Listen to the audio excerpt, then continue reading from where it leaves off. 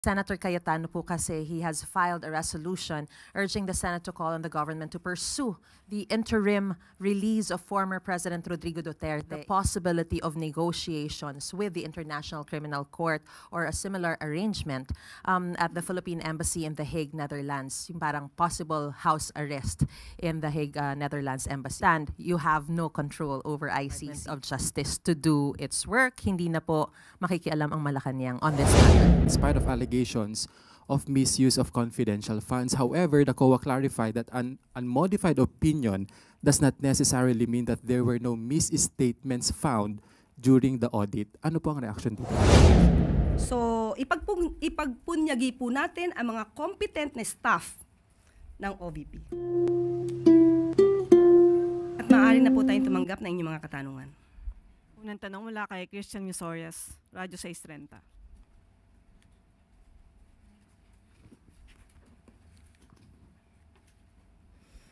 Good morning po, Yusek. May we know po yung status ng National Polytechnic University Bill. May mga reports po online na that the bill has already lapsed into law dahil hindi daw po napirmahan ng Pangulo. Can you confirm this po? Ang sinasabi pong bill ay na-veto ng Pangulo. Dahil nagkaroon po ng direktiba noon pa po ng 2016 na dapat magkaroon ng assessment. At sa ngayon po lumalabas na hindi po nagkaroon ng compliance para sa assessment ng nasabing paaralan. At mananatili naman po ang Pangulo at umaasa siya na ang PUP po ay magkakaroon din po ng national university status kapag ka po na-comply po nila lahat ang mga requirements. One follow-up lang po. May information po ba kung ano yung mga particular na hindi na-meet ng PUP po para mag-grant sa kanila yung status? Sa ating nabigay na mga impormasyon, hindi po dinetalye kung ano po ito, pero ito po ay naaayon din po sa pag-aaral at pag-reassess po sa mga nagawa po ng nasabing paaralan. Next question, Maris Umali, GMA News. Good morning, ma'am. Ma'am, since the issue of the missing Sabongeros has already become a matter of national interest, what is the palace's position on the sudden recovery of the bones near the lake? Does Malacanang view this development as a breakthrough in the case? And what actions or directives, if any, will be taken following this discovery?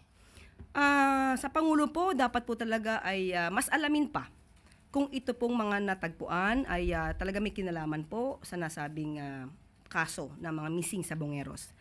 At kung ito po ay mapapatunayan talagang konektado, ito'y nagpapakita lamang na ang Pangulo at ang kasalukuyang administrasyon ay tutulong upang makamtan ang hustisya para sa mga biktima.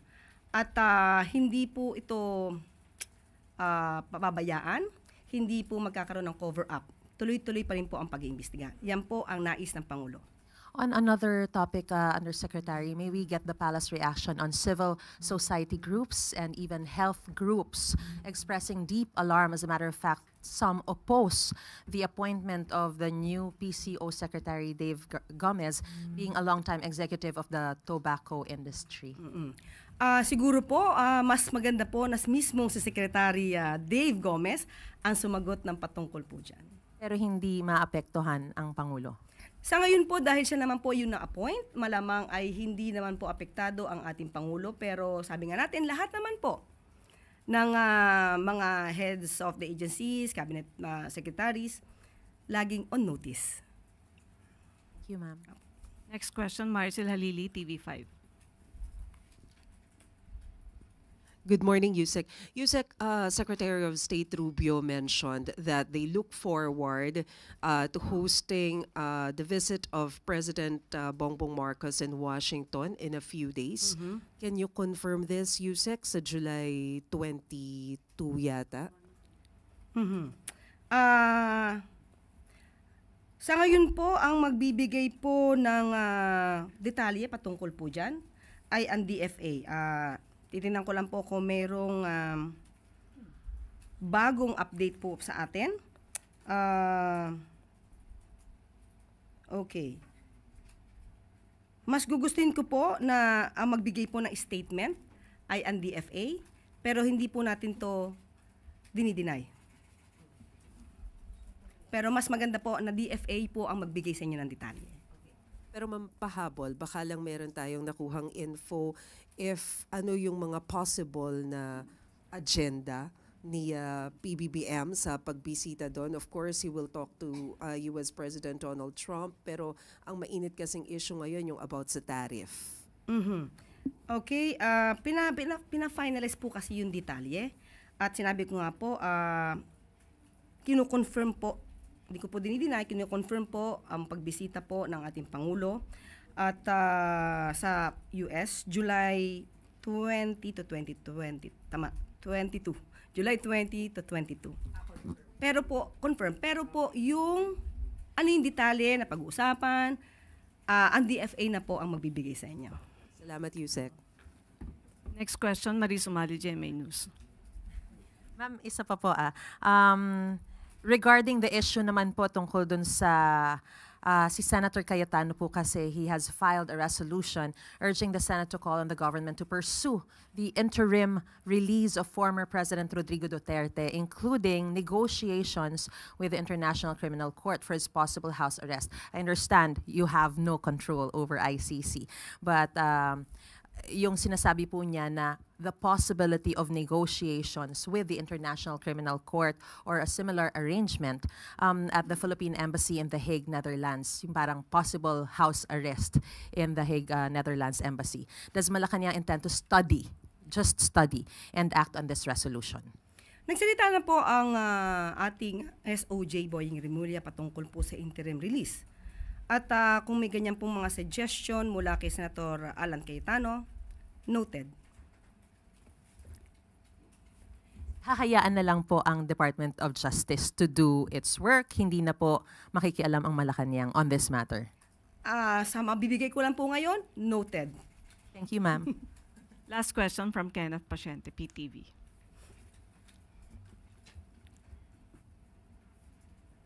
Hi, Yusek. Good morning po. Yusek, unmodified opinion po ang nakuha ng OVP from COA para sa fiscal year 2024 in spite of allegations of misuse of confidential funds. However, the COA clarified that an unmodified opinion does not necessarily mean that there were no misstatements found during the audit. Ano po ang reaction dito ng Palasyo? Okay, liwanagin po natin ang unmodified opinion na ibinibigay po ng COA para po hindi masyado maguluhan ang ordinaryong Pilipino.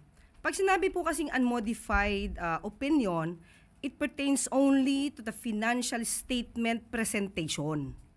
So, ibig sabihin, sumunod lang po sa financial reporting framework.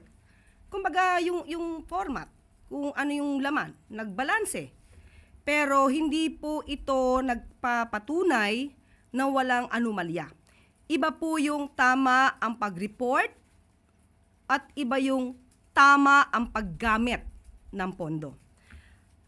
Kung sinasabing may continuing commitment ang OVP dahil dito sa unmodified opinion for transparency, accountability, judicious use of funds, as well as compliance with principles of good governance. Tandaan mo natin, yung opinion na po yun ay hindi po patungkol sa compliance and performance audits.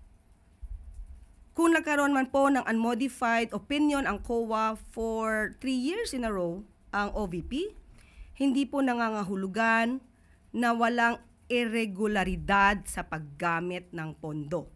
Dahil iba po ang pag-audit sa paggamit, ito nga po yung compliance and performance audits.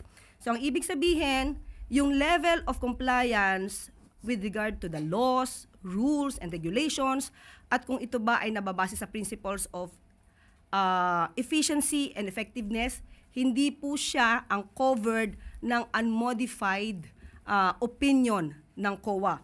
Dahil kahit po nagkaroon ng unmodified opinion ng COA sa OVP since 2022, meron pa rin pong notice of disallowance sa halagang 73 million pesos sa confidential funds.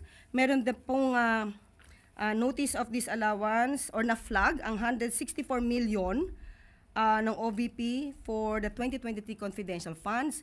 at meron pa rin pong na-flag sa pagbabago campaign at negosyo taday. At sa ating pagkakaalam, nabanggit din naman po ng OVP na meron pa pong flag for the 2024 dito sa report ng COA para sa OVP. So muli, sabihin lang po natin, tama ang pagkaka-report, balanse, pero kung ginamit ng tama, iba pong issue yon. Yusek, another question lang po. Doon po sa statement ng OVP spokes, ang sabi po niya, hindi ibig sabihin na personal trip ay nasa bakasyon. Just because she is there does not mean all the staff will no longer work. There are competent and able people in the OVP who can do their jobs without her. Ano po ang... Okay, pag sinabi po nating personal trip, on leave. Pag on leave, wala pong ginagawang official functions. So, paano po ba makakategorya yon?